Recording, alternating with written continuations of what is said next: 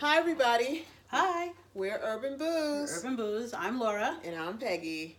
And welcome to our journey to, just another episode. Thanks for joining us. But what we're talking about today is a controversial issue that came up on social media about Founders Beer. hmm And seems like they have some inclusion and diversity issues there. And Like so many companies. right, right. And this is a craft beer company. And one of the things that come up with the controversy is that they're being sued by a former employee who was passed over twice. In favor of people that he trained. That he trained. So that means he knew something Right. to get them to the next level, just not enough for himself. Sad. Who's believing that? Right. Who's believing that? And then I think the real, telling story is that the person who they brought in to head up diversity left.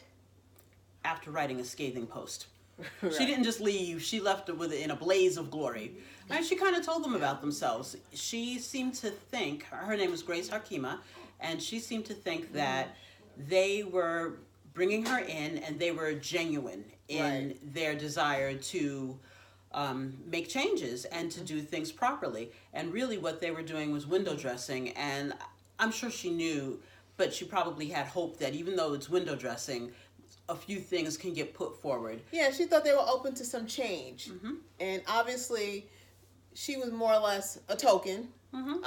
Probably the changes that she had made suggestions to in terms of, providing probably some sort of diversity training or some sort of inclusion that was part of maybe a company's compensation, which is what most diversity people do. They try to not make diversity just an extra thing, but something that's integrated in their performance. They were probably just not open to it. Right, they weren't trying to hear that. They just wanted to make this lawsuit go away. Look, we don't dislike anybody. Right. See, we hired another one. Oh, then they said, we don't see color. Yeah, that was the other problem. Right, so... You don't see color, but you also don't see the guy who got two other people promoted above him. You don't see anything. Right, so if you guys have followed it, in any case, what I saw recently on October 31st, that they came to a settlement with Tracy Evans. Who was the gentleman who was consistently passed over. Right. So if you can, we put in its entirety both statements that were put out there publicly by both Founders Beer and Tracy, and you got to read Tracy's response. His response was really he truly took the high road. Right. He definitely took the high road. He owes nobody an apology. He basically said, hey, look, this is what happened to me. And I'm sorry if it makes it bad for the other people who I love that are left behind. But he kind of left in his own blaze of glory. I mean, while he didn't, name names, he definitely said, I'm not to blame for this. There, people here in this company that needs to really understand the importance of diversity and inclusion, and hopefully, I'm sure there'll be some training that's going to happen at Founders Brewery. But in the meantime, what does that say for them respecting the consumers who'd be buying this beer? Right, because we are new to them. We are new money, and the important part of that is money. We're not drinking your beer. Just that simple. We're not drinking your beer. We're not going to tell you if it goes well with anything. No. We're not going to tell other people if it goes well. Drink what you drink, y'all. Don't drink them.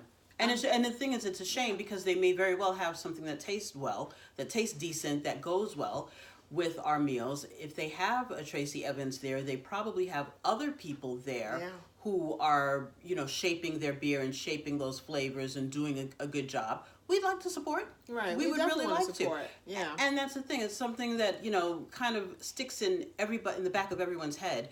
Here we are. We know these people have a few people in key places, but they don't buy. So why should we hire them? And that's kind of the rock and a hard place everybody's in. It's like, I'd like to support, but you got to hire 10 of us. You got to do this. And now we noticed you. And now, not that I'm saying 10, that's an arbitrary number, but it's like, now we notice you, now we drink it, but maybe we do and maybe we don't. And, yeah, exactly. I don't even want to spend too much time on it. Why in this day and age, why am I even asking that question? I know the answer. Why are there people who still feel that it's okay to treat people differently? Why this man trained 2 people? Why did they think that these 2 people deserved a promotion over the person that trained them? Like, I mean, it obviously is a commentary to what's going on in this day and age, the ugliness. People feel loud and proud Right. about their feelings about people of color. Right. They can be as bad as they want to be, and what are we going to do about it? Accept it. And that was what they thought about Tracy Evans. I'm sure that this lawsuit he made came out of the blue. They weren't prepared, or they thought that it would get swept under the rug. It costs them money. It costs them money in revenue that they aren't going to get, and it costs them money in what they had to pay him. And granted, I'm sure that's written in, when they do their business plans, there's lawsuit money set aside for that. And they're probably cool with it. I'm sure they are. Yeah, they had enough money to pay him to be quiet. But, check out on our Facebook page. We posted, like I said, Tracy Evans' response. I loved it. It wasn't the totally, okay, I'm not going to say anything bad about these people. They're like, no, I'm going to call you on your garbage. And he said he knows he isn't the only one. So I think there's more to come from this man, because he said he's going to be the champion of representing people like himself who are in situations where they thought that they could not get their way, or get justice.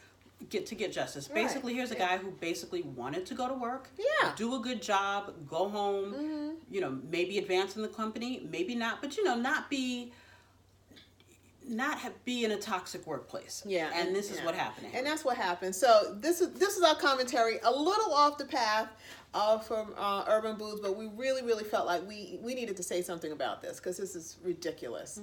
And you know what? And if we don't say anything, nothing gets done. Right. Okay? And I think that's been a problem of us collectively. We take the nonsense that have been given to us by employees because they think that we should be happy that we have a job. We're lucky to have a job. Right. We're lucky to have a job. So here, certainly. And as our illustrious president said, it's those low-paying jobs. We should be happy that he's treating Mexican people the way he treats them, or immigrants the way he treats them, because they're taking our jobs. It's like, really? Yeah. Really? Nobody. Why are people in power allowed to treat everybody else like trash? Exactly. And that's the problem. And what's your thought on this? I mean, certainly find us on Facebook. You can find us on Twitter at Booz Urban, and that's Booz without the E. You can also find us on Instagram at UrbanBooz. Tell us what you think about this. Give us your opinion. I mean, I love to hear what your thoughts are.